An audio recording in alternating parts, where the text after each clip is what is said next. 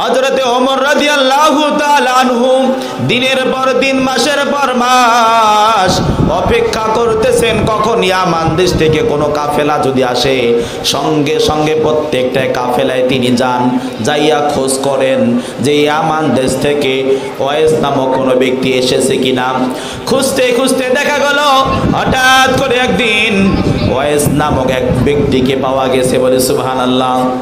ওমর রাদিয়াল্লাহু তাআলা আনহু তাকে দেখলেন, দেখে আল্লাহ রাসূল সাল্লাল্লাহু আলাইহি ওয়াসাল্লাম তার কিছু বিবরণ দিয়ে গেছেন যে তার চুলগুলো এইরকম হবে, তার চেহারা এইরকম হবে, তার চোখগুলো এইরকম হবে, তার বিস্তারিত বর্ণনা হযরত ওমর রাদিয়াল্লাহু তাআলা আনহুকে পয়গম্বর আরবি সাল্লাল্লাহু আলাইহি ওয়াসাল্লাম বলেছিলেন।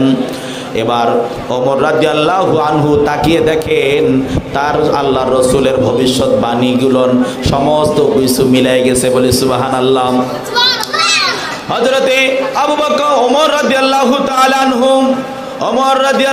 তাআলা আনহু ওই ব্যক্তিকে ওয়াইস করণীকে ডাক দিয়ে বলতেছেন, আল্লাহর বান্দা তুমি একটু আমার জন্য খাস করে আল্লাহ রাব্বুল আলামিনের কাছে দোয়া করো। ওয়াইস করণী অবাক হয়ে বলছেন, আপনি আশারায়ে মুবাশশারার একজন সাহাবী, জান্নাতের সার্টিফিকেট প্রাপ্ত সাহাবী, খলিফাতুল মুসলিমিন, আপনি আমার কাছে যে দোয়া চাইতেছেন এটা কেমনে সম্ভব? ওমর রাদিয়াল্লাহু আনহু ডাক দিয়ে বলতেছেন, ভাই আল্লাহর রাসূল সাল্লাল্লাহু আলাইহি ওয়াসাল্লাম মৃত্যুর পূর্বে ওসিয়ত করে গেছে যে তোমাকে দিয়ে আমি আবু ওমর রাদিয়াল্লাহু আনহু যেন দোয়া করাই নেই, কেননা তুমি তোমার মায়ের খেদমত করার কারণে তোমার মর্যাদা আমার আল্লাহ এত গুণে বাড়িয়ে দিয়েছেন যে তুমি এই মুহূর্তে যখন যা দোয়া করবি আমার আল্লাহ সঙ্গে সঙ্গে সেই দোয়া কবুল করে নেবেন। বলে সুবহানাল্লাহ।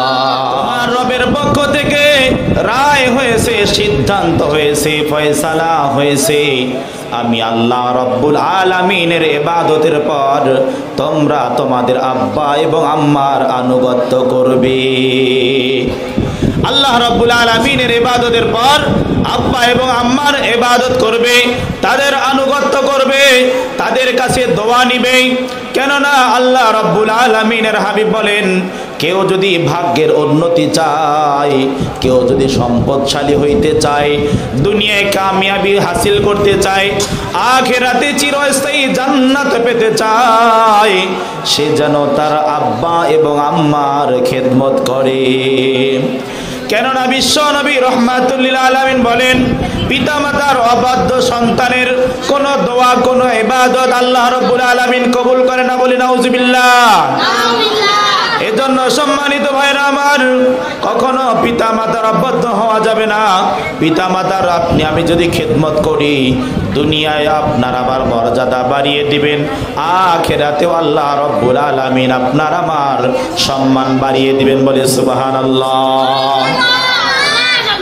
আল্লাহ রাব্বুল আলামিনের হাবিব পয়গম্বর আরবি সাল্লাল্লাহু আলাইহি ওয়াসাল্লামের জামানায় হযরতে ওয়াইস করণী রাহমাতুল্লাহি আলাইহি, ওয়াইস করণী আল্লাহর রাসূল সাল্লাল্লাহু আলাইহি ওয়াসাল্লাম নবুয়ত প্রাপ্তির পর ইয়ামান দেশের করণ নামক এলাকার বাসিন্দা হযরতে ওয়াইস করণী সংবাদ পেয়েছেন আল্লাহর নবী বিশ্ব নবী রাহমাতুল লিল আলামিনকে আল্লাহ রাব্বুল আলামিন রাসূল করে প্রেরণ করেছেন। তিনি ওয়াইস নামক এলাকা থেকে তিনি আল্লাহর রাসূলের কাছে চিঠি লিখলেন, ইয়া রাসূলুল্লাহি সাল্লাল্লাহু আলাইহি ওয়াসাল্লাম, ওগো আল্লাহর পয়গম্বর, আমি আপনার সঙ্গে সাক্ষাৎ করতে চাই, আমি আপনার সঙ্গে দেখা করতে চাই, যাইয়া আপনাকে দেখে আমি সাহাবীর মর্যাদা লাভ করতে চাই। বিশ্ব নবী রাহমাতুল লিল আলামিন বলছেন, তুমি আসবে, সমস্যা কি? ওয়াইস করণী চিঠির মাঝে লেখি, ইয়া রাসূলুল্লাহ, আমি আপনার সঙ্গে সাক্ষাৎ করতে চাই কিন্তু যেতে পারছি না। আমার বাসায় আমার বৃদ্ধ মা রয়েছেন। বৃদ্ধ কে রয়েছেন? মা রয়েছেন অসুস্থ মা, এই মায়ের দেখভালের দায় দায়িত্ব সম্পূর্ণ আমার উপরে। ওগো আল্লাহর পয়গম্বর, আপনি যদি চান আমি আপনার কাছে যাব, আপনার হাতে বায়াত গ্রহণ করে ইসলাম গ্রহণ করে সাহাবীর মর্যাদা আমি হাসিল করতে চাই, বলি সুবহানাল্লাহ। সাহাবী তাকে বলা হয়, সাহাবী যে ব্যক্তি স্বচক্ষে আল্লাহর রাসূল সাল্লাল্লাহু আলাইহি ওয়াসাল্লামকে স্বচক্ষে দেখেছে, ঈমান সহকারে আল্লাহর রাসূলকে দেখেছে এবং ঈমান নিয়ে দুনিয়া থেকে বিদায় হয়েছে, ওই ব্যক্তিকে বলা হয় সাহাবী। আর একজন সাহাবীর এত মর্যাদা, এত ফজিলত, এত গুণ আল্লাহ রাব্বুল আলামিন দান করেছেন যে কোনো একজন সাহাবী ফজরের নামাজের পর কেউ যদি ইসলাম গ্রহণ করে, আবার জোহরের নামাজের আগেই কেউ যদি মৃত্যুবরণ করে, মাঝখানে এক ওয়াক্ত নামাজ পড়ারও সুযোগ হয় নাই, এইরকম একজন সাহাবীকে যদি দাড়ি পাল্লার মাঝে এক পাল্লায় উঠায় দেওয়া হয় আর এক পাল্লায় তামাম দুনিয়ার সমস্ত পীর বুজুর্গ ওলি আউলিয়াদেরকে এক পাল্লায় উঠায় দেওয়া হয়, তাহলে ওই সাহাবীর পাল্লা ভারী হয়ে যাবে, বলে সুবহানাল্লাহ।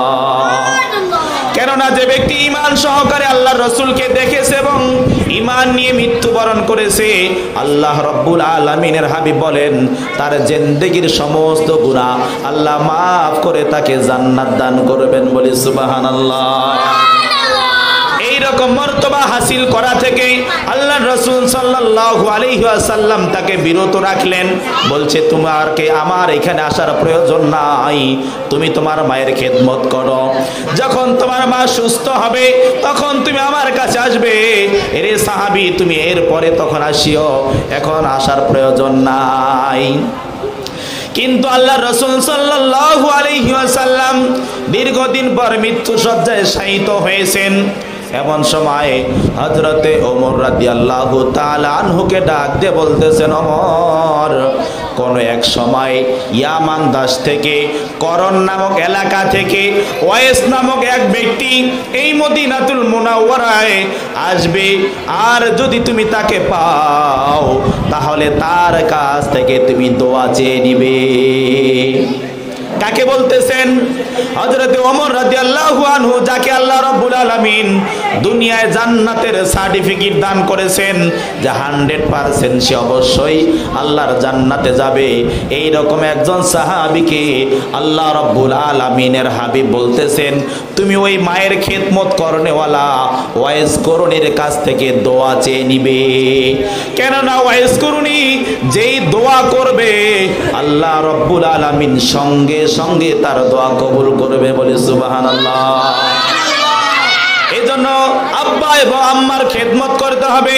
আল্লাহর রাসূল সাল্লাল্লাহু আলাইহি ওয়াসাল্লাম বলেছেন হুয়া জান্নাতুকা হুয়া নারুকা, মা বাপ তোমার জান্নাত, মা বাপ তোমার জাহান্নাম।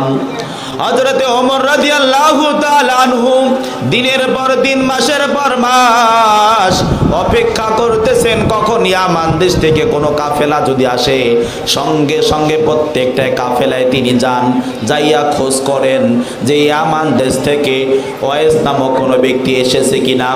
খুঁজতে খুঁজতে দেখা গেল হঠাৎ করে একদিন ওয়াইস নামক এক ব্যক্তিকে পাওয়া গেছে, বলে সুবহানাল্লাহ। ওমর রাদিয়াল্লাহু তাআলা আনহু তাকে দেখলেন, দেখে আল্লাহর রাসূল সাল্লাল্লাহু আলাইহি ওয়াসাল্লাম তার কিছু বিবরণ দিয়ে গেছেন যে তার চুলগুলো এইরকম হবে, তার চেহারা এইরকম হবে, তার চোখগুলো এইরকম হবে, তার বিস্তারিত বর্ণনা হযরত ওমর রাদিয়াল্লাহু তাআলা আনহুকে পয়গম্বর আরবি সাল্লাল্লাহু আলাইহি ওয়াসাল্লাম বলেছিলেন। এবার ওমর রাদিয়াল্লাহু আনহু তাকিয়ে দেখেন তার আল্লাহর রাসূলের ভবিষ্যৎবাণীগুলো সমস্ত কিছু মিলে গেছে, বলে সুবহানাল্লাহ। হযরতে আবু বকর ওমর রাদিয়াল্লাহু তাআলা আনহু, ওমর রাদিয়াল্লাহু তাআলা আনহু ওই ব্যক্তিকে ওয়াইস করণীকে ডাক দিয়ে বলতেছেন, আল্লাহর বান্দা তুমি একটু আমার জন্য খাস করে আল্লাহ রাব্বুল আলামিনের কাছে দোয়া করো।